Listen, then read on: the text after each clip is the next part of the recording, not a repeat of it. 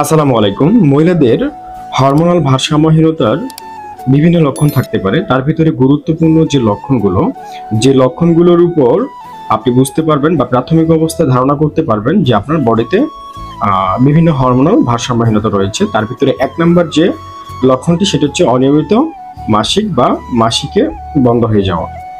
সেটা আপনার মাসিক দেরিতে হওয়া বা একাধিক মাস না হওয়া অথবা মাসিক বেশি দিন ধরে হওয়া। এ ধরনের লক্ষণগুলো যখন থাকবে তখন আপনি ভেবে নিতে পারেন যে আপনার বডিতে বিভিন্ন রকমের হরমোনাল ভারসাম্যহীনতা হতে পারে। 2 নম্বর ওজন বেড়ে যাওয়া বা ওজন কমে যাওয়া, বিশেষ করে পেট, কোমর বা মুখ ফ্যাট জমা হতে পারে। এটা মূলত থাইরয়েড, ইনসুলিন এবং কর্টিসল হরমোনের এতে ভূমিকা রাখে। 3 নম্বর চুল পড়া বা চুল ঝরে যাওয়া, পাতলা হওয়া।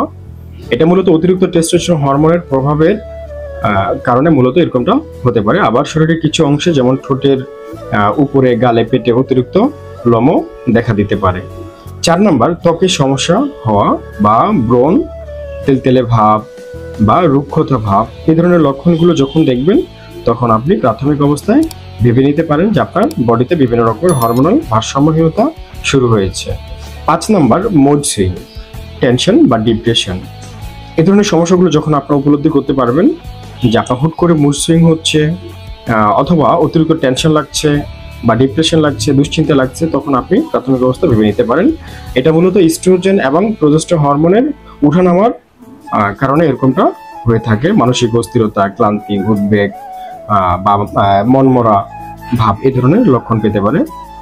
6 নম্বর ঘুমের সমস্যা বা অতিরিক্ত ঘুম হওয়া। কারো কারো ক্ষেত্রে ঘুম আসতে দেরি হয়, আবার সারাটা দিন আপনার মূলত ঘুম ঘুম ভাব একটা থেকে যায়।